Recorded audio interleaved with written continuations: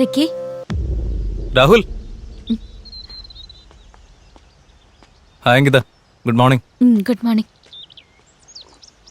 രാത്രി താനയച്ച ഭക്ഷണമില്ലേ, ഒരു രക്ഷ ഉണ്ടായിരുന്നില്ല. ആരെങ്കിലും എന്നെ സിറ്റിയിലേക്കൊന്ന് ഡ്രോപ്പ് ചെയ്യോ? അവിടെ നിന്ന് നീ എയർപോർട്ടിലേക്ക് എങ്ങനെ പോകുന്നത്? ക്യാബിൽ പോയിക്കോളാം. റിക്കി, നീ അങ്കിത ഒന്ന് ഡ്രോപ്പ് ചെയ്യ്. രാഹുൽ, ഇവിടെ എനിക്ക് കുറച്ച് ജോലികളുണ്ട്. നീ തന്നെ ഡ്രോപ്പ് ചെയ്താൽ മതി. അല്ല, നീ തന്നെ ഡ്രോപ്പ് ചെയ്യ്. എനിക്കിവിടെ കുറച്ച് ജോലിയുണ്ട്, എന്നെ കൊണ്ട് പറ്റില്ല. നീ പോയി ഡ്രോപ്പ് ചെയ്യ്. നീ തന്നെ ഡ്രോപ്പ് ചെയ്താൽ മതി. ആരെങ്കിലും ഒന്ന് ഡ്രോപ്പ് ചെയ്യുന്നുണ്ടോ? അതോ ഞാൻ ഒറ്റയ്ക്ക് പോണോ?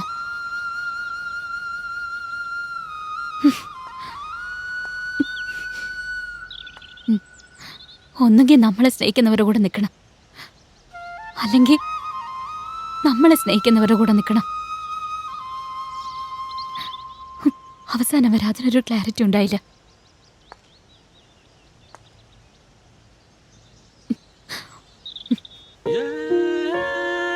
ശരീരത്തിനാണ് മരണം ഉണ്ടാകുന്നത്, ആത്മാവിനല്ല. മനുഷ്യൻ എന്തെങ്കിലും ആഗ്രഹം ബാക്കി വെച്ചാൽ മരിക്കുന്നെങ്കിൽ ആത്മാവിന് ശാന്തി കിട്ടില്ല. അതുപോലെ ജീവിച്ചിരുന്നപ്പോൾ എങ്ങനെയാണോ പെരുമാറിയത്, അതുപോലെ ആയിരിക്കും മരണശേഷം ആത്മാവും പെരുമാറുക.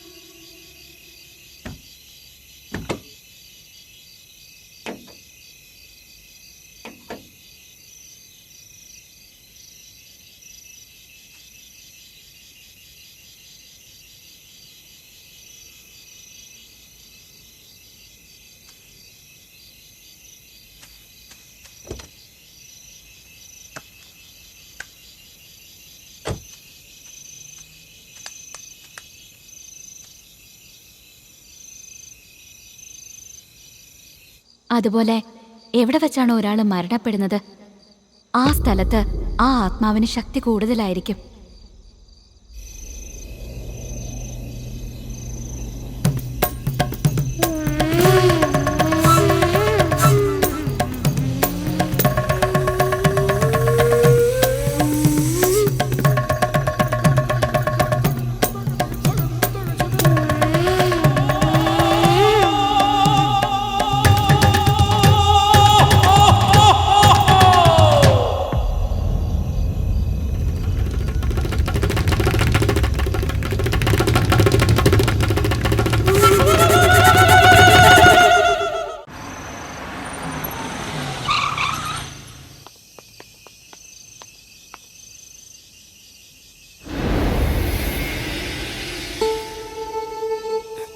ഒന്നുമില്ല.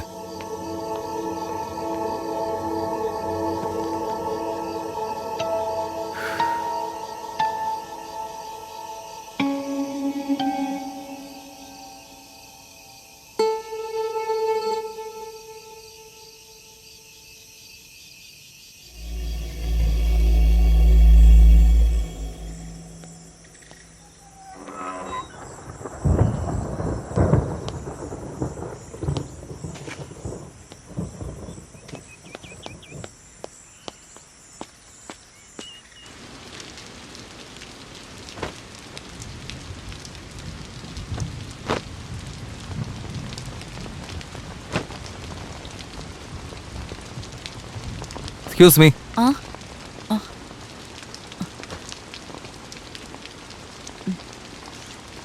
എൻ്റെ പേര് റിക്കി എന്നാ. ഞാൻ ഈ നാട്ടിലെ പുതിയ ആളാ.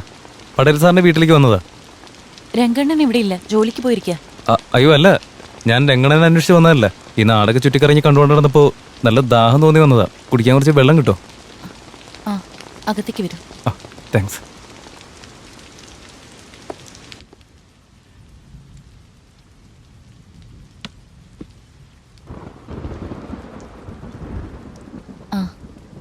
വെള്ളം. Thank you.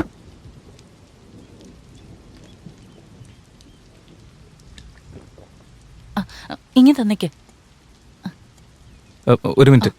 എന്നെ തെറ്റിദ്ധരിക്കില്ലെങ്കിൽ ഞാനൊരു കാര്യം ചോദിച്ചോട്ടെ? എന്ത് കാര്യ? ചോദിക്കേ. അത് എന്താന്ന് വെച്ചാൽ, ആക്ച്വലി ഞങ്ങൾ ഈ നാട്ടിലേക്ക് വന്നത് ഈ നാടിൻ്റെ ചരിത്രത്തെക്കുറിച്ചും ഇവിടുത്തെ കൾച്ചറിനെ പറ്റിയും റിസർച്ച് നടത്താൻ വേണ്ടിയാണ്. ഇപ്പോഴാണ് ഒരു കാര്യം മനസ്സിലായത്. നിങ്ങളുടെ ഭർത്താവിൻ്റെ ആത്മാവ് ഈ നാട്ടിൽ അലഞ്ഞിരിഞ്ഞ് നടക്കാമെന്ന് നാട്ടുകാരൊക്കെ പറഞ്ഞു നടക്കുന്നില്ലേ?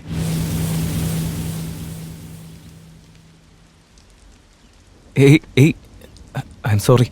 നിങ്ങളെ വിഷമിപ്പിക്കാൻ വേണ്ടി ഞാൻ പറഞ്ഞതല്ല. അങ്ങനെ ഒരു ആഗ്രഹം എനിക്കില്ല.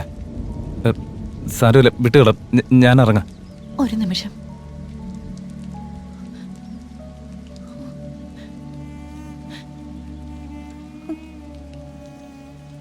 പറയാൻ ബുദ്ധിമുട്ടുണ്ടായിട്ടല്ല, പറ്റുന്നില്ല. എന്നാലും പറയാം. വിധവയാണെന്നുള്ള അപമാനത്തിന്റെ നിഴലില് കുത്തി നോവിച്ചുകൊണ്ടിരിക്കുന്ന ജനങ്ങളുടെ ഇടയിൽ ഇത്രയും കാലങ്ങൾക്ക് ശേഷം നീ മാത്രം എൻ്റെ അടുത്ത് വന്ന് സ്നേഹത്തോടെ സംസാരിക്കുന്നത്. എൻ്റെ ഉള്ളെന്താണെന്ന് മനസ്സിലാക്കാൻ നിനക്ക് മാത്രമേ സാധിച്ചുള്ളൂ. ഞാനിതൊക്കെ പറയുന്നത് കൊണ്ട് നിങ്ങൾക്ക് എന്തെങ്കിലും ഒരു ഗുണം ഉണ്ടാവുമെങ്കിൽ ഞാൻ പറയാൻ തയ്യാറാ. എൻ്റെ ഭർത്താവ് മരിച്ച ശേഷം അതുപോലൊരു സ്നേഹം പിന്നീട് അനുഭവിച്ചത് മന്മഥന്റെ അടുത്ത് നിന്നാ.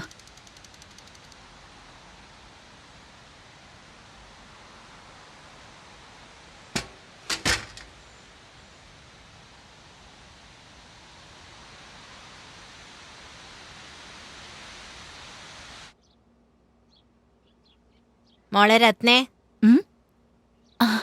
ഓ സരോജിനി ചേച്ചിയോ, എന്താ വിശേഷിച്ച്? സുഖമായിട്ടിരിക്കുന്നോ? അതെ അതെ സുഖാ മോളെ. രംഗൻ ഇവിടെ ഇല്ലേ? രംഗണ്ണൻ ഇപ്പോ പുറത്തു പോയതേ ഉള്ളൂ. എന്താ ചേച്ചി കാര്യം? മോളുടെ കല്യാണം ക്ഷണിക്കാൻ വന്നതാ. ഓ കല്യാണമായോ? അത് നന്നായി. നോക്കട്ടെ. ഭർത്താവ് മരിച്ച ആൾക്ക് ഇതൊന്നും കയ്യിൽ കൊടുക്കാൻ പാടില്ലെന്നാ. അത് നല്ലല്ലെന്ന് അറിഞ്ഞൂടെ?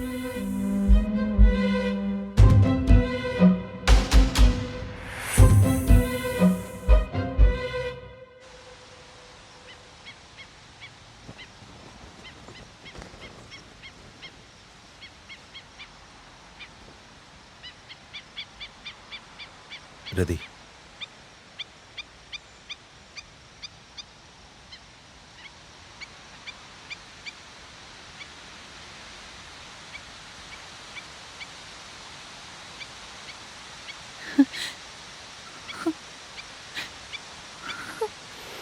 ശരിയാക്കി തരാ ഞാൻ.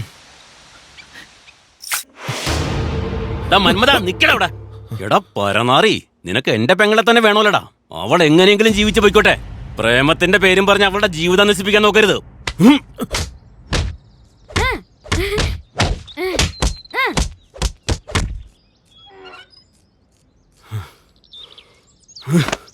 അവന്റെ ഒരു പ്രേമവും മണ്ണാങ്കട്ടെ.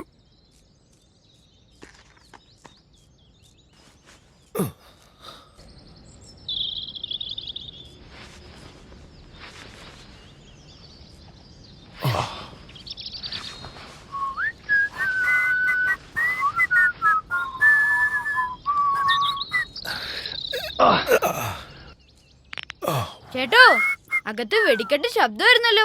എന്താ ഉണ്ടായേ? അതൊന്നുമില്ലടാ. ആ രംഗനാഥനില്ലേ, അയാളൊരു പൊട്ടങ്കണാപ്പനാ. വന്നുടനെ എൻ്റെ കാലിലൊക്കെ വീണന്നേ. എൻ്റെ പെങ്ങളെ കെട്ടുവോ എന്ന് ചോദിച്ചു. ഞാനെന്ത് പറയാനാ, എനിക്കിപ്പോൾ സമയമൊന്നുമില്ല. പിന്നെ എപ്പോഴെങ്കിലും ആരെങ്കിലും പറഞ്ഞ് അയക്കാം അങ്ങോട്ടെന്ന് പറഞ്ഞു.